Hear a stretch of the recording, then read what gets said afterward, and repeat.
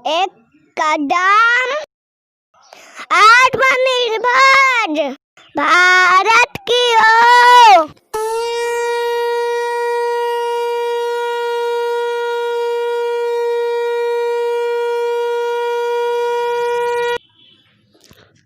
नमस्कार दोस्तों, आज हम इंग्लिश के पार्ट 17 की शुरुआत करने वाले हैं। पार्ट 17 की शुरुआत करने वाले हैं हम इंग्लिश के। इसमें हम पढ़ेंगे फ्यूचर इंडेफिनिट टेंस। हम आज पढ़ने वाले हैं फ्यूचर इंडेफिनिट। पहचान होती है गा, गी, गे, ये शब्द आदि वाक्य के अंत में आएंगे। और पास्ट इंडेफिनिट में हम इंट्रोगेटिव सेंटेंस पढ़ेंगे। इसके पहले हम लोग पढ़ चुके हैं अफर्मेटिव, नेगेटिव, और भी इंट्रोगेटिव का टाइप फर्स्ट पढ़ेंगे। टाइप फर्स्ट उसे कहते हैं जब क्या, क्यों, कैसे वाक्य के शुरू में आए। रूल देख लेते हैं। रूल है कि आई वी, अगर ऐसे सब्जेक्ट आ रहे हैं तो हम सेल का प्रयोग करेंगे। आई वी के साथ सेल का प्रयोग करेंगे। ये ध्यान रखना, आई मतलब मैं होता हूँ, वी मतलब हम, तो आई वी के साथ सेल का प्रयोग करेंगे वाक्य के शुरू में। उसके बाद रूल सेकंड देखते हैं। आई और वी को छोड़कर बाकी सभी कर्ता के साथ हम प्रयोग करेंगे विल का, वो भी वाक्य के शुरू में, सब्जेक्ट के पहले करेंगे। ध्यान रखना है, सर और विल का प्रयोग इंट्रोगेटिव सेंटेंस में वाक्य के शुरू में होता है, अर्थात सब्जेक्ट के पहले।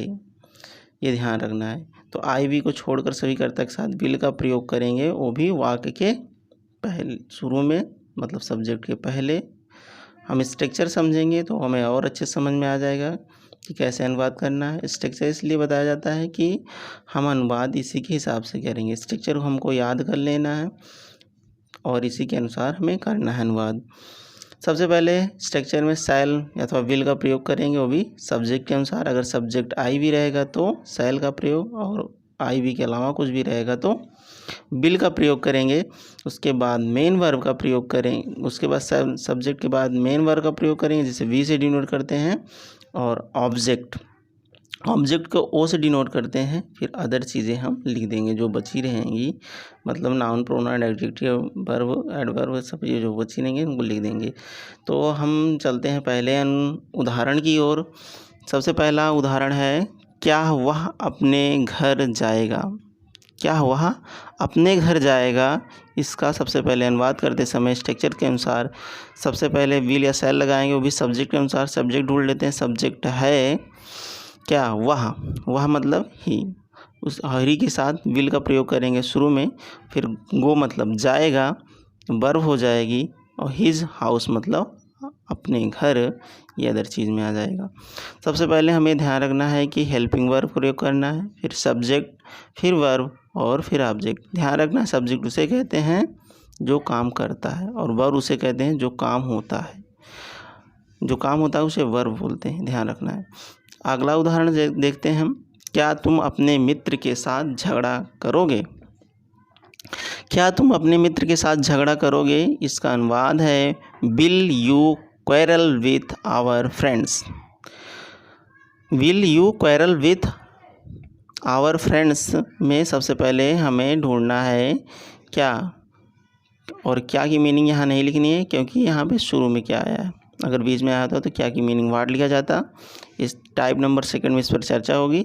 हम ध्यान रखना है कि यू मतलब तुम, करता है, सब्जेक्ट है, और सब्जेक्ट के पहले इसीलिए विल का प्रयोग होगा, क्योंकि आई वी नहीं है, यू आई वी के अलावा यू है, तो यू के साथ विल का प्रयोग करते हैं।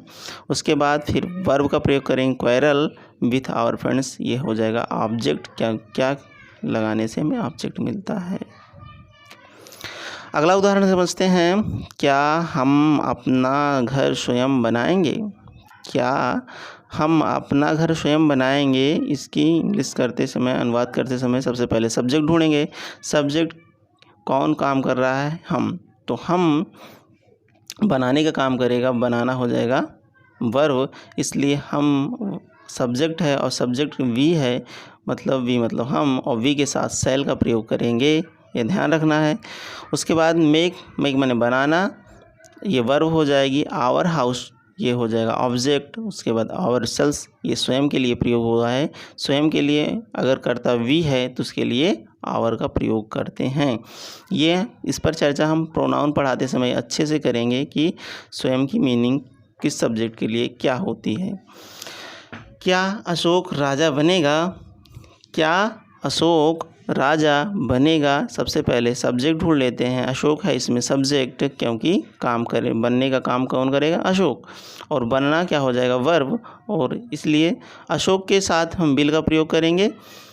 विल अशोक हो जाएगा, विकम बने होना। यहाँ पे बनना मेक नहीं लगाएंगे, क्योंकि राजा बनेने का मतलब है होगा, तो विकम बने होना होता है और किंग बने राजा ऑब्जेक्ट। क्या बने? क्या और किसे लगाने से वाक्य में, क्या और किसे लगाने से वाक्य में हमें ऑब्जेक्ट मिलता है, ध्यान रखना। जैसे क्या बनेगा? राजा बनेगा, तो इसलिए ये किंग जो है ऑब्जेक्ट हो जाएगा। Ashok, will Ashok become king? क्या अशोक राजा बनेगा?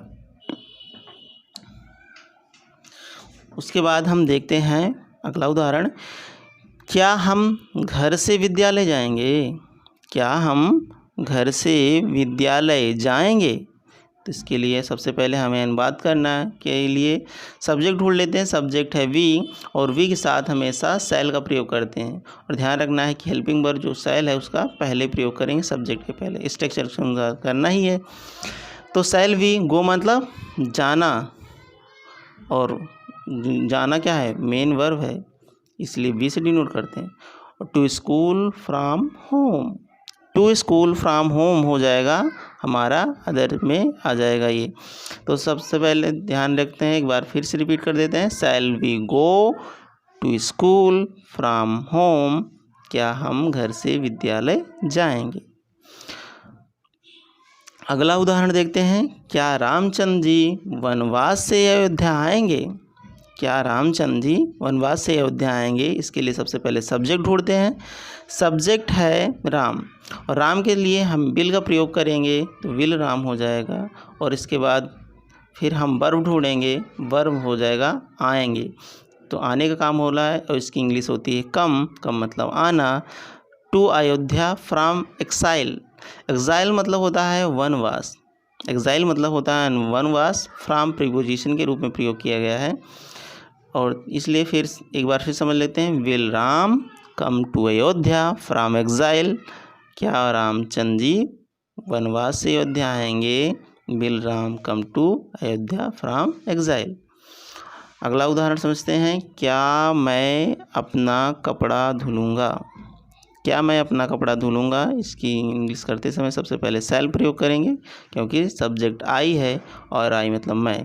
तो आई, शैल आई वॉश माई क्लॉथ्स, क्लॉथ रहेगा, क्लॉथ्स नहीं रहेगा। कपड़ा के लिए अगर ढेर सारे कपड़े की बात करते हैं तो हम क्लॉथ्स लगाते हैं। तो शैल आई वॉश माई क्लॉथ्स? क्या मैं अपना कपड़ा धुलूँगा? इसके लिए सबसे पहले हेल्पिंग वर्ब शैल का प्रयोग करेंगे, फिर सब्जेक्ट आई, वॉश वर्ब के रूप में आएगी, वॉश मैंने धोना, माई क्लॉथ्स मतलब अपना कपड़ा। आई के साथ हमेशा माई का प्रयोग करते हैं अपने के लिए। अगला उदाहरण समझते हैं। क्या मीनाक्षी अपने बच्चों के साथ स्कूल जाएगी? तो इसके लिए सबसे पहले सब्जेक्ट मीनाक्षी है, और मीनाक्षी के साथ विल का प्रयोग करेंगे हेल्पिंग वर्ब के लिए। तो है विल मीनाक्षी गो मतलब जाना, ये मेन वर्ब के रूप में है। To school with her childrens, to school with her children अपने बच्चों के साथ। Will Meenakshi go to school with her children?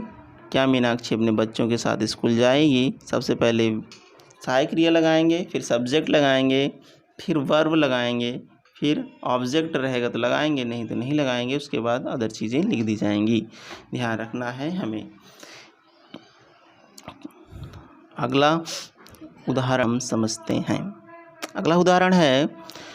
क्या सौम्या सुबह टहलने जाएगी?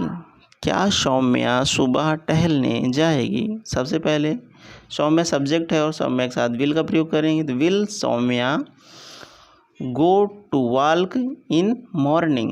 गो टू वॉक इन मॉर्निंग में हो जाएगा गो माने जाना, ये मेन वर्ब के रूप में है। टू वॉक इन मॉर्निंग में वॉक ऑब्जेक्ट है, और इन मॉर्निंग अदर चीज़ में आ जाएगा। वॉक मतलब टहलना, और क्या जाएगी? टहलने जाएगी, इसलिए ऑब्जेक्ट के रूप में है। कुछ चीज़ें मैंने बताया था कि अब हर वीडियो में कुछ वर्ब के बारे में हम चर्चा करेंगे, क्योंकि बिना वर्ब के हम सेंटेंस को अच्छे से नहीं कर पाएंगे। इसलिए हर सेंटेंस में बिना वर्ब का कोई सेंटेंस बन ही नहीं सकता।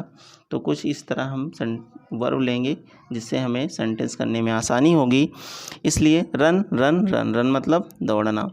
डू डिड डन, डू माने करना। गिव माने देना, गिव गेव गिवेन। गो माने जाना, गो वेंट गॉन। कम माने आना, कम केम कम। ध्यान रखना है, इनको अच्छे से याद कर लेना है। Thanks for listening. धन्यवाद मित्र।